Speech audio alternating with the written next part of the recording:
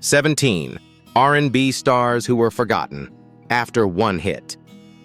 What if we told you some of the biggest R&B hits you still sing along to were created by artists who vanished after just one song? From chart-topping anthems to overnight fame.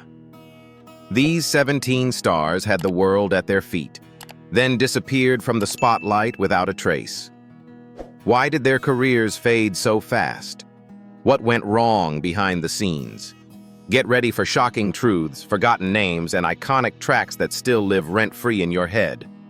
Before we dive in, make sure to hit that like button, subscribe to Legends of Black Excellence, and turn on notifications so you never miss a beat. Oran Juice Jones. Before captivating the R&B world, Oran Juice Jones lived a remarkably different life.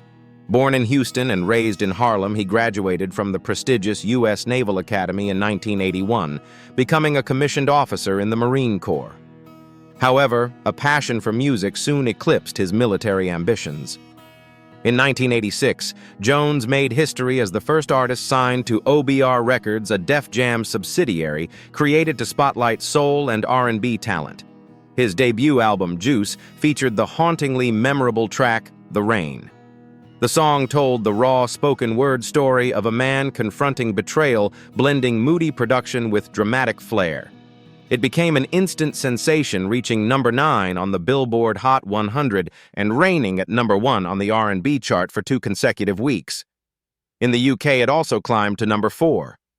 The Rain earned Jones a Grammy nomination for Best Male R&B Vocal Performance in 1987, placing him among elite company. Despite the massive success, his follow-up projects failed to gain traction.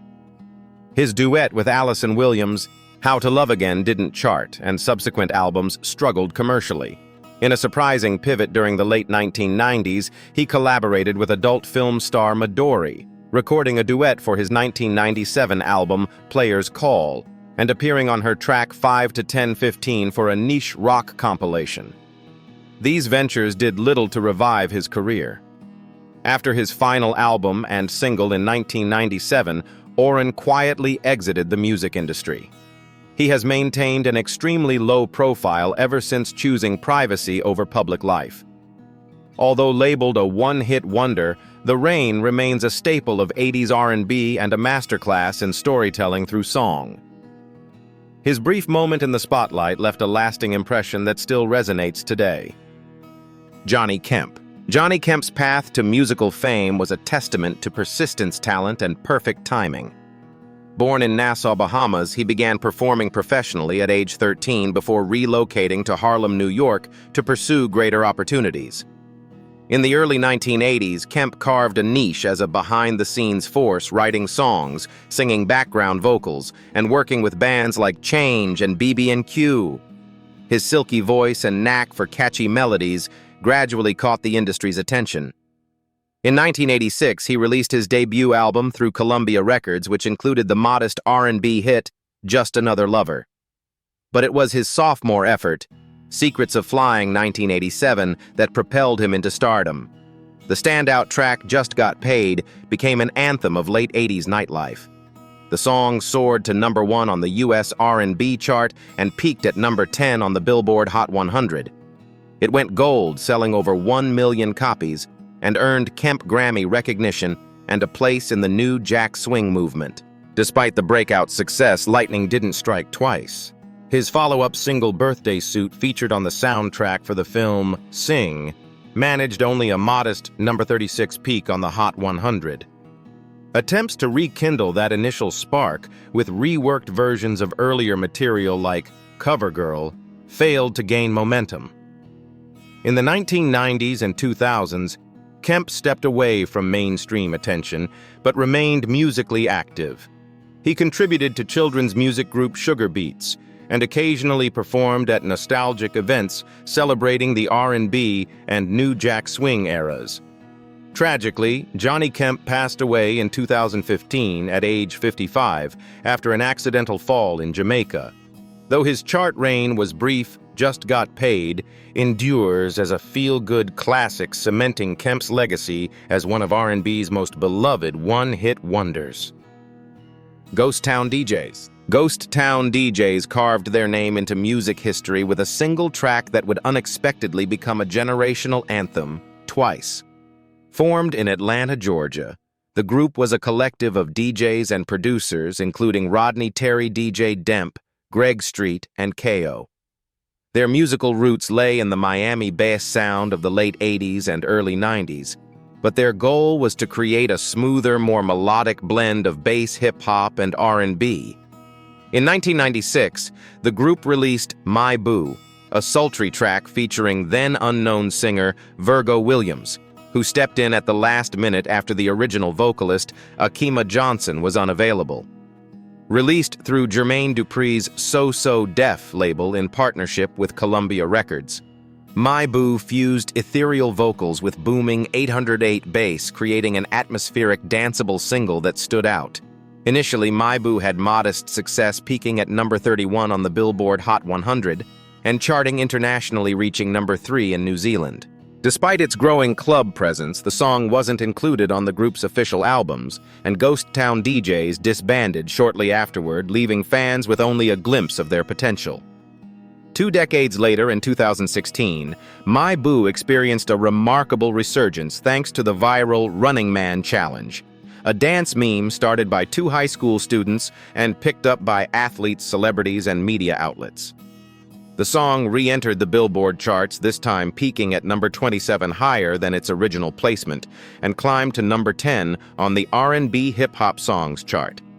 Rolling Stone later ranked it number 1 in their 200 greatest dance songs of all time. Ghost Town DJs may have only had one official hit, but it proved timeless. My Boo not only defined a moment in the 90s, it became a cultural touchstone 2 decades later. Silento, born Ricky Hawk, burst onto the music scene in 2015 with an explosive viral hit that turned him into an overnight sensation. At just 17 years old, after losing a high school talent show, he decided to channel his energy into recording music. That led to the creation of Watch Me Whip, Nay Nay, a playful anthem built around popular dance moves like the whip, the nay nay, the stanky leg, and the Superman. Silento first uploaded the song to SoundCloud in January 2015 under his stage name and quickly promoted it through Instagram clips, birthday party performances, school events, and roller rinks. His big break came when he partnered with Dance On, a YouTube dance network, which launched a viral video campaign using the hashtag #WatchMeDanceOn. The internet did the rest. By summer, the song had taken over radio, YouTube, and social media. Watch Me peaked at number 3 on the Billboard Hot 100 and spent over a year on the chart. It also reached number 1 on the Billboard R&B Hip-Hop Songs chart and was certified 6X Platinum. Silento performed the track live on Good Morning America and appeared at several high-profile events. The official music video reached 500 million views by the end of 2015 and climbed to nearly 2 billion by 2025. However, his rapid rise was followed by a steep decline. In 2018, he independently released the album Fresh Outta High School and its sequel, but neither gained traction. Reviews noted a loss of creative focus. Tragically, in 2021, Silento was arrested and charged with the murder of his cousin, leading to his career effectively ending. Though his time in the spotlight was brief, Watch Me remains a symbol of the viral era, fun, energetic, and unforgettable. Prudences. Prue Renfro emerged at the turn of the millennium with a soulful style that blended spoken word lyricism, poetic introspection, and smooth vocal delivery. Originally from Washington, D.C., she began honing her craft during her college years at Texas Southern University, where she paired her student-written verses with music and polished them through performances in local clubs and open mic nights. Eventually, she relocated to Los Angeles to pursue her artistic ambitions full-time. Her breakthrough came when Capitol Records executive Roy Lott recognized her talent, leading to a recording contract and a self-titled debut that dropped on November 7, 2000. Among the tracks, Candles stood out. Although it peaked modestly at number 68 on Billboard's Hot R&B Hip-Hop Songs chart, The single remained radio gold for 14 weeks, giving her visibility and credibility within the genre. Her follow-up single, Aroma of a Man, received airplay but failed to produce a top chart entry. Prue's album showcased sophisticated production from Jack Ponti and members of Kazi Dog Management, blending neo-soul elegance with introspective songwriting. Critics praised her lyrical authenticity and textured vocal tone, yet she never became a mainstream fixture. Despite a supportive debut label and some touring, her subsequent career didn't match the early buzz. She did not release another full-length studio album and eventually faded from commercial visibility. Her music still circulates among R&B aficionados and collectors interested in underrated talent from the early 2000s. Candles represents not only one single in a catalog, but a snapshot of an artist whose voice and poetic approach resonated deeply, even if only briefly. In retrospect, Prue's career illustrates how critical mass and sustained label support often determine long-term success in a crowded market. She arrived with style, substance, and sincerity. But in an industry shifting rapidly toward mainstream hip-hop and teen pop, she remained a hidden gem. Nonetheless, her single endures as a memorable chapter in the broader story of turn-of-the-century R&B. Joyce Sims. Joyce Sims first gained international attention in the mid-1980s with a distinctive blend of dance and soulful R&B. Signing with New York-based Sleeping Bag Records in 1986, she debuted with You Are My All and All, but her defining moment came in 1987 with the smooth, infectious track Come Into My Life. The single soared to number 10 on the US R&B chart and reached number 7 on the UK pop chart, quickly becoming her most enduring hit. It was featured on her debut album of the same name, which climbed to number 22 on the R&B albums list, and number 5 in the UK albums chart, demonstrating strong international interest. Her vocal delivery was both clear and emotionally resonant, with production shaped by DJ Curtis Mantronic, giving the record a unique fusion of pop catchiness and electronic soul. The song also appeared in underground dance scenes and helped boost Sims's visibility across several continental markets. Despite the success of Come Into My Life, follow-up tracks failed to duplicate its performance in major charts. Her second studio release, All About Love, came out in 1989, but peaked at only number 64 in the UK and didn't chart well in the US. Subsequent singles and albums were distributed independently, and Sims even started her own label, August Rose Records, in the 2000s. However, these efforts didn't lead to renewed mainstream recognition. Over the years, she continued creating music, releasing albums such as A New Beginning 2006 and Love Song 2014, and maintained an active presence in niche and reggae-influenced projects. Although most of these releases did not chart, they reflect her persistence and passion. Joyce Sims remains celebrated by R&B enthusiasts and club DJs, and Come Into My Life persists as a gateway classic, smooth, tuneful, and emblematic of late 80s crossover soul. Her story underscores how one well-crafted track can leave a lasting impact even if subsequent releases don't make waves. Truth Hurts. Sherry Watson, better known as Truth Hurts, emerged on the R&B scene in the early 2000s with strong industry backing and undeniable talent. She signed to Dr. Dre's Aftermath Entertainment and worked quietly behind the scenes before stepping into the spotlight. Prior to her solo debut, she contributed vocals on high-profile tracks such as Busta Rhymes' Break Ya Neck and D12's Nasty Mind, showcasing her versatility and earning credibility in the hip-hop community. Her debut album, Truthfully Speaking, was released in 2002. The standout single, Addictive, featured a seductive rap verse from Rakim and sampled a haunting Hindi melody. It swiftly climbed to number 9 on the Billboard Hot 100 and became a prominent crossover track in Europe, earning gold certification in countries like France, Belgium, and Switzerland. The song's sultry production and cinematic sampling made it a club staple and mainstream favorite that summer. However, controversy soon overshadowed the hit. The use of the unlicensed sample led to a lawsuit seeking over $500 million, resulting in the record label pulling back promotional support and hindering any momentum for future releases. Her follow-up single, The Truth, although penned by R. Kelly, failed to ignite radio play or chart significantly. The legal and financial repercussions significantly froze her trajectory. In the years that followed, Truth Hurts appeared sporadically as a guest vocalist on tracks like Jay-Z's The Watcher 2 and Eve's What a Collaboration with John Frusciante, and recorded material for albums that never materialized.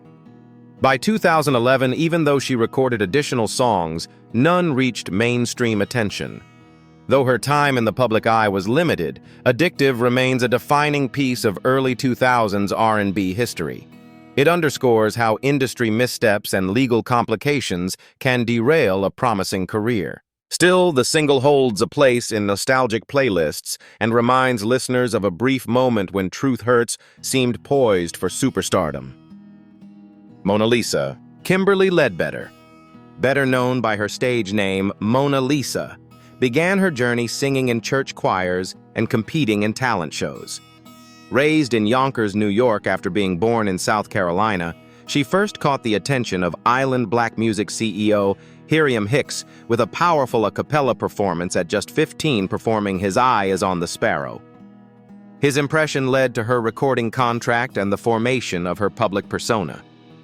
In 1996, she introduced herself to the world with Can't Be Wasting My Time, a sultry and smooth track that blended R&B vocals with hip-hop elements and featured the legendary Squig Love of the Lost Boys. The single peaked at number 65 on the Billboard Hot 100 and performed better on the dance and R&B-specific charts, solidifying her brief presence in mid-90s urban radio rotation. It also appeared on the soundtrack for the film The Associate, increasing its visibility. Shortly after, Mona Lisa recorded other tracks, including You Said and the planned follow-up Peach, which contained thoughtful lyrics and silent emotional undertones. Unfortunately, neither song received substantial airplay or chart success. Plans for a second studio album were quietly shelved, and the remixes and covers intended to reinforce her debut momentum were never officially released. Facing underwhelming industry support, she gradually shifted her focus away from recording. Mona Lisa went back to complete her education and explored modeling, acting, and writing as alternate creative outlets. While she reappeared intermittently in collaborations such as Cameron's Girls in 2004 and Sonya Blade's Get At Me in 2007, nothing reignited her earlier buzz. Although her mainstream tenure was limited, Can't Be Wasting My Time remains a cherished track among fans of 90s R&B. It serves as both a time capsule and an example of how even well-regarded artists may struggle to find lasting success in a crowded musical environment. Mona Lisa's brief spotlight offered sophistication and promise that, though fleeting, still resonates with enthusiasts of that era. Jimmy Cozier. Jimmy Cozier's brief stint in the spotlight began after years honing his craft in relative obscurity.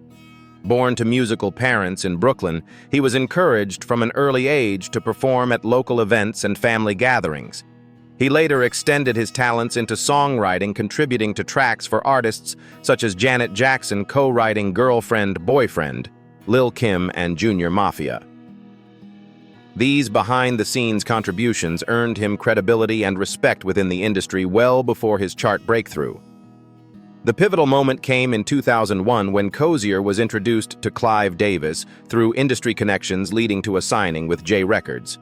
His debut single, She's All I Got, swiftly made an impact. It reached number 4 on the R&B chart and climbed to number 26 on the Billboard Hot 100.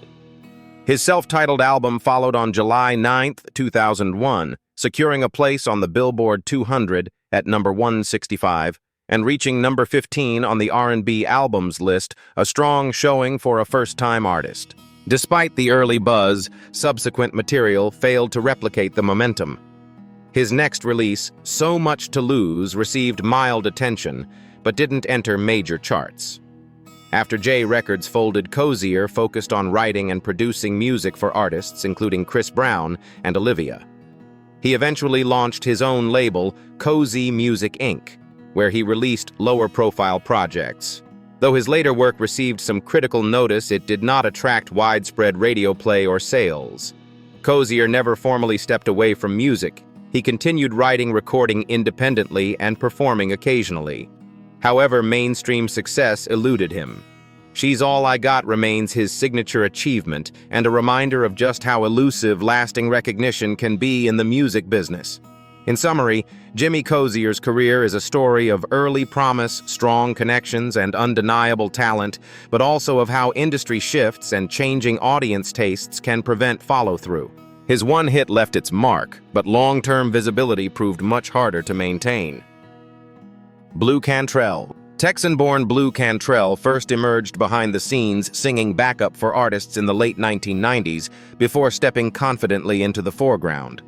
After refining her delivery in studio sessions and demo recordings, she seized her moment in 2001 with the catchy tongue-in-cheek anthem Hit 'Em Up style Oops. The song's blend of assertive lyricism and sultry melody quickly resonated, propelling it to number 2 on the Billboard Hot 100 and earning widespread radio play across pop and urban formats. The track's success opened doors. Blue received a Grammy nomination and her debut LP. So Blue gained traction both domestically and abroad. Though sales were modest compared to its flagship single, the album showcased her vocal strength and musical versatility. Following this breakthrough, she toured and appeared on several televised performances, building a public image as a strong, charismatic performer. Her follow-up single, Breathe, featuring Sean Paul, became an international smash in 2003, topping charts in the UK for 4 consecutive weeks and performing well across Europe in territories like Ireland and Germany. Despite its global success, Breathe barely registered in the US, and subsequent releases failed to chart. In 2005, Cantrell made the pivotal decision to part ways with her label after mentor L.A. Reid departed, leading her to step back from the commercial sphere entirely. In the years that followed, she focused on personal pursuits rather than recording. Blue never officially released another album, though she hinted at new music in interviews. As of 2013, an independent project was teased but never materialized. Without label support and caught in an evolving industry increasingly dominated by visual branding and crossover appeal, she faded from mainstream attention. Even so, Hit 'Em Up style endures in nostalgic playlists and 2000s throwback sets. Cantrell's strong vocal identity and daring song content make her contribution to early 2000s R&B significant, illustrating how one bold hit can define an entire career, even in absence of further charting hits. Deborah Morgan. Deborah Morgan first appeared on the R&B radar in the mid-1990s, but it was the 2000 release of Dance With Me that would become her defining moment. Signed initially to Atlantic Records in 1994, she released her debut album Dabila, featuring mid-charting singles like Take It Easy and Free. A planned follow-up album in 1998 was shelved in the US, limiting her mainstream exposure. Everything changed when she was re-signed by Atlantic in 2000 for her third album, also titled Dance With Me. The title track became a runaway hit, peaking at number 8 on the Billboard Hot 100 and becoming a major dance floor favorite worldwide. The infectious use of salsa rhythm and catchy phrasing resonated broadly, marking her only top 10 single in the US. Her album followed by reaching number 35 on the Heatseekers albums chart, underscoring the impact of that breakout single. Despite this breakthrough, follow-up singles like I Remember and Close to You performed modestly and did not spark the same level of attention. Without significant promotional push or repeat-level radio rotations, Morgan struggled to solidify her position in an industry pivoting toward hip-hop-influenced R&B and teen pop dominance. In subsequent years, Morgan transitioned toward gospel music and live worship performance, aligning with her personal convictions. She released Light at the End of the Tunnel in 2005, which received limited distribution, and later produced a live album through her church ministry. While these efforts kept her engaged creatively, they lacked the commercial infrastructure needed to reach wider audiences. Morgan's later solo efforts and collaborations in the 2010s drew praise from niche circles, but none matched the reach of Dance With Me. That one track remains her signature contribution, an upbeat blend of R&B and Latin-influenced rhythm that continues to appear on nostalgic playlists. Deborah Morgan's journey illustrates how a compelling single can strike a universal chord, and yet without sustained label support or evolving momentum, even a major hit can remain an isolated peak in a talented artist's career. Lumidee, Cedeño, hailing from South Bronx of Puerto Rican descent, stepped into the spotlight in the early 2000s with a distinctive rhythmic anthem that captured global attention. With her debut single Never Leave You, Ooh, released in mid-2003, she bridged breezy Caribbean undertones with minimalist hip-hop beats, creating a catchy, repetitive hook that resonated instantly. The track rocketed its way to number 3 on the Billboard Hot 100 and also secured the number 2 spot on the UK singles chart.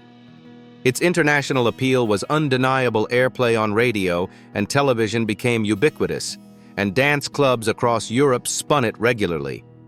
The accompanying album, Almost Famous, dropped on June 24, 2003, under Universal Records and sold nearly 276,000 copies in the US, marking a strong debut for a new artist. Despite the early success, Lumidee's follow-up singles did not replicate the sudden buzz. Although she continued to pursue music, she quickly shifted her focus to international markets, especially in Europe, including Belgium, Germany, and the Netherlands, where she explored reggaeton and dancehall influences. Her musical output included several mixtapes and collaborations with European producers, reflecting a stylistic pivot, but not generating US chart momentum. Back in America, subsequent releases such as Crazy, featuring Pitbull, released via TVT Records, charted modestly. Her version of Crazy peaked at number 43 in the US, but failed to sustain significant airplay. Her return to mainstream charts remained elusive, and by 2009, she had largely retreated from US visibility. Over the years, she sporadically released mixtapes and remixes and performed overseas, maintaining a dedicated fanbase in Europe. Yet in the US, Never Leave You remains her only major entry on the pop chart. The song is frequently featured in early 2000s nostalgia playlists and continues to be recognized for its minimalist rhythm and infectious chorus. Lumidee's story highlights the fleeting nature of viral success. One global mega-hit can establish a momentary presence, but maintaining relevance often hinges on follow-up momentum. And for her, that momentum drifted away. Monifa Carter, known professionally as Monifa, emerged in the mid-1990s as a sultry R&B vocalist with undeniable charisma and bold vocal presence. Discovered and mentored by the late rapper Heavy D. Monifa, signed with Uptown Records, and released her debut album Moments in 1996. The album produced moderate hits like I Miss You, Come Back Home, and You, showcasing her soulful delivery and emotional tone. However, it was her second album, Mahogany, that gave her a true mainstream breakthrough. Released in 1998, Mahogany featured the provocative and infectious single, Touch It. With its hypnotic beat and daring lyrics, the song instantly caught attention. It soared to number 9 on the Billboard Hot 100 and became a certified gold record, marking Monifa's biggest commercial success. The track's bold sensuality and minimalist groove made it a club favorite and earned her heavy rotation on both radio and music television. Despite its widespread popularity, Monifa struggled to follow it up with another hit of similar magnitude. Later, singles like Monifa and Bad Girl received airplay but failed to chart high. As the music industry shifted rapidly toward teen pop and hip-hop dominance in the early 2000s, her style, rooted in classic R&B, lost momentum in the commercial sphere. By the mid-2000s, Monifa took a step back from the spotlight, focusing on personal growth, and later making headlines as one of the few openly gay black female R&B artists. She returned to TV briefly with appearances on reality shows and remained active in live performances, but never recaptured the chart-topping success of Touch It. Her lone major hit remains a standout of late 90s R&B, bold, sleek, and unforgettable. Though her chart reign was brief, Monifa's voice and presence left a lasting imprint on R&B fans who still remember when she dared us all to touch it. Eden's Crush. Eden's Crush burst into the spotlight in 2001 as a pop R&B quintet formed on the reality television show Pop Stars. The group consisted of Nicole Scherzinger, Ana Maria Lombo, Rosana Tavares Yvette Sosa, and Mia Fernandez. Under the guidance of music producer David Foster, they were signed to London Sire Records and released their debut single Get Over Yourself, which became their signature song. Get Over Yourself immediately resonated with audiences, climbing to number 8 on the Billboard Hot 100 and topping the Canadian singles chart. Backed by high-visibility promotion tied to the television series, the track charted strongly and helped their soul album Pop Stars achieve gold certification. The song's catchy chorus, youthful energy, and polished production made it a summer anthem in the US and Canada, establishing Eden's Crush overnight as a mainstream sensation. However, the momentum didn't last. London Sire Records folded in early 2002, leaving the group without label support right when they needed it most. With no second album and no follow-up singles, Eden's Crush quietly disbanded just months after their debut. Internal label turmoil and structural collapse prevented further releases, and touring abruptly ending what seemed a promising trajectory. Nicole Scherzinger later rose to global fame as lead vocalist of the Pussycat Dolls, while the other members pursued individual creative careers in music, theater, television, and other performing arts. But Eden's Crush as a group never returned. Their time in the mainstream was short and defined almost exclusively by that debut hit. Today, Get Over Yourself is remembered as a snapshot of early 2000s pop and reality TV-driven music phenomena. Although brief, their impact reflects how powerful media exposure and a strong lead single can elevate a group swiftly, yet equally how fragile such success can be when external forces collapse. Eden's Crush stands as a one-hit wonder emblem from an era when television and pop briefly collided, producing stars for a moment. Joe Public. Joe Public emerged from Buffalo, New York in the early 1990s as a tight-knit band offering a blend of smooth R&B hip-hop rhythms and funk-infused grooves. The quartet composed of Kevin Scott vocals and bass Jake Carter keys and guitar. Joe Sales lead guitar and Dwight Wyatt drums, initially performed under the name Attention before signing with Island Records and later transitioning to Columbia Records under the refreshed name Joe Public. Their breakthrough single Live and Learn showcased their polished musicianship and crossover appeal. The song climbed to number 4 on the Billboard Hot 100, becoming their only top 40 hit in the United States. It epitomized early 90s R&B hip-hop fusion with a catchy hook and an inviting blend of band dynamics and streetwise production. Though the track garnered significant attention, especially among radio listeners and MTV audiences, the band was unable to follow it with another mapping hit. The subsequent single I Miss You charted modestly, peaking at number 55, but failed to make a comparable impact, and their second album, Easy Come Easy Go, struggled to gain mainstream traction. Despite their brief chart success, Joe Public made industry history by being the first R&B group to perform on MTV's Unplugged, a distinction that underscored their instrumental skill and live performance credibility. During that appearance, they also backed Boys II Men and actress-singer Chenise, and even appeared supporting Chris Cross on the Arsenio Hall show before national audiences. After their major label era concluded, members continued working in the music industry, writing and producing for artists like Keith Sweat and Tyrese, continuing to shape R&B behind the scenes. While their recorded legacy remains limited, Live and Learn persists as a vivid emblem of early 90s crossover R&B.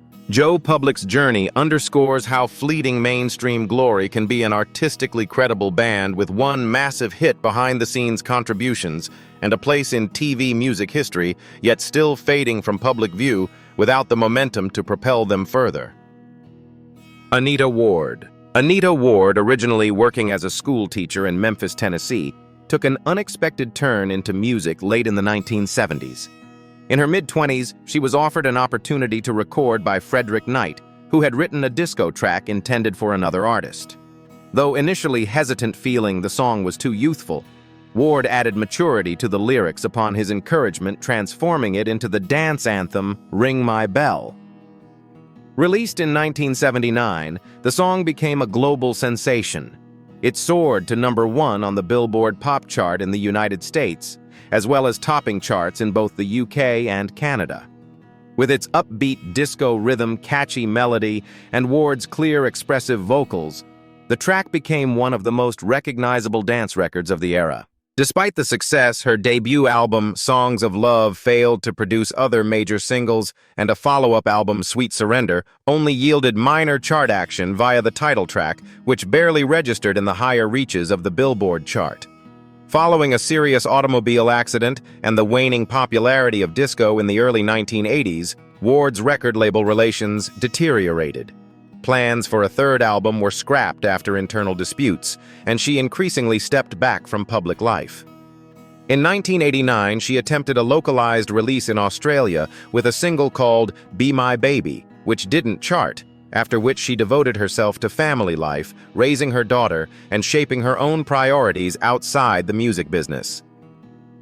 Although Anita Ward's chart run was brief, Ring My Bell remains an iconic emblem of the disco era. Its lasting appeal in retro playlists, dance compilations, and film soundtracks has kept Ward's name alive in musical memory. While she never scored another mainstream hit, that one song forever secured her legacy in pop culture, a classic testament to how a single perfect moment can define an entire career.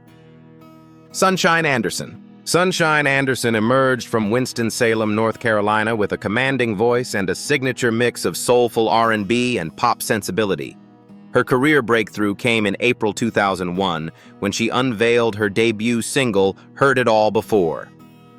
The track soared into mainstream awareness, peaking at #3 on the Billboard Hot R&B Hip Hop Songs chart and climbing to #18 on the Billboard Hot 100. Its success helped thrust her album Your Woman into the spotlight, with the LP reaching #2 on the R&B album chart and settling at #8 on the all-genre Billboard 200, an impressive entry for a debut artist.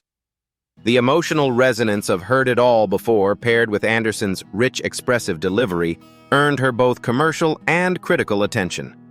The song went gold, marking Sunshine as a fresh voice in early 2000s urban soul. However, the follow-up single, Lunch or Dinner, could not replicate that performance. It struggled to make a significant chart impact, peaking around #54 on the R&B listings. In 2004, she moved to Music World Entertainment, the label founded by Matthew Knowles. There, she released Sunshine at midnight 2007, her sophomore album. Unfortunately, the record peaked at just #16 on the R&B chart and reached the lower tiers of the Billboard 200, far below her debut's reach. Subsequent singles like Force of Nature and Wear the Crown garnered limited airplay and did not revive mainstream interest. Following those releases, Sunshine gradually retreated from high-profile projects. She did surface briefly in 2010 with the single Lie to Kick It, and released her third album, The Sun Shines Again, under Verve Forecast Records. Yet none of those efforts led to renewed commercial traction. Despite occasional live appearances and fan engagements, her visibility remained modest.